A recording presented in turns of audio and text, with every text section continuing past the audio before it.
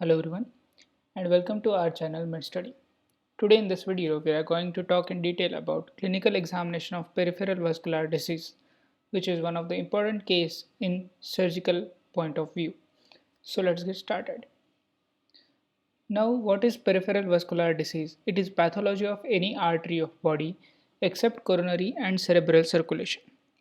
There are various types of peripheral vascular disease, including aneurysmal, occlusive, which includes vasospastic and thromboembolic, etc., and traumatic.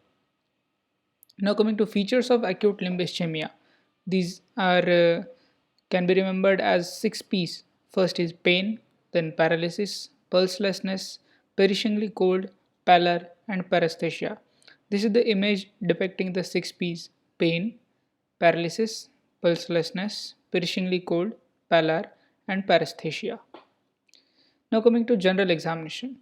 Here I will be only covering the additional points which have to be inquired in peripheral vascular disease. So first is decubitus. The affected leg is hanging below the bed level. Then comes pulse. It is one of the important parameter in peripheral vascular disease. Xanthelasmata and xanthelasmata cholesterol deposits surrounding the eye and in subcutaneous tissue as it are indicated in hypercholesterolemia.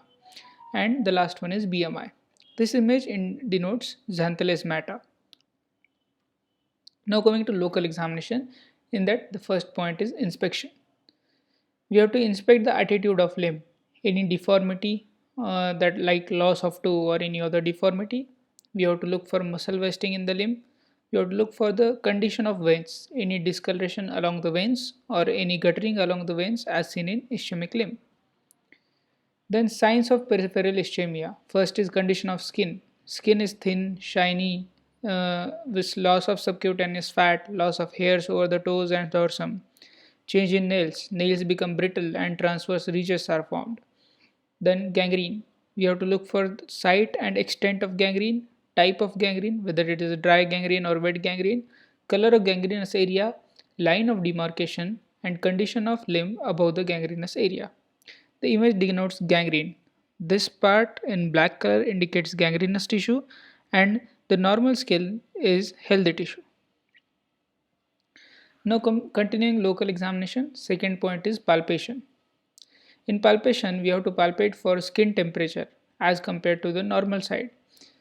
For gangrene, we have to palpate site, sensation, tenderness, any local crepitus, limb adjacent to gangrenous area, tenderness, pitting edema. Please check out the above I button for our playlist on clinical skills. Now continuing with peripheral vascular disease, we have to palpate assessment of circulatory insufficiency.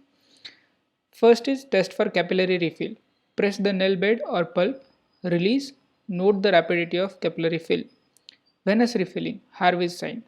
Empty a segment of vein with two fingers, then distal finger is released, and then we have to look for the timing of venous filling.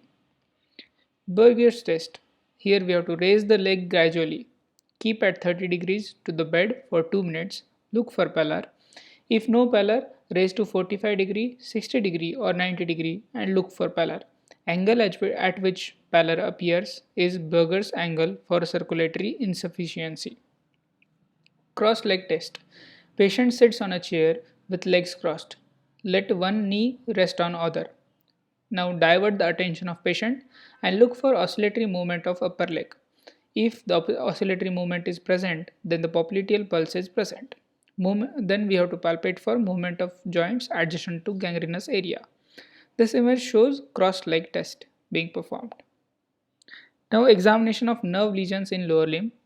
We have three systems: motor, sensory and reflexes. Motor system includes tone, power of ankle dorsiflexors and plantar flexors, power of knee flexors and extensors, power of hip flexors, extensors, adductors and abductors. Sensory system includes crude touch and fine touch, pain sensation tested by pinprick, and temperature sensation. Reflexes include ankle or knee jerk and plantar response.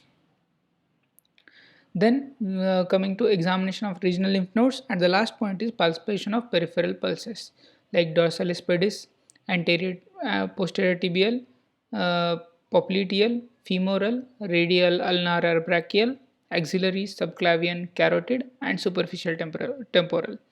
Here we can see dorsal pedis, posterior tibial, ulnar, radial, brachial, femoral, popliteal, apical, carotid pulse, and temporal pulse.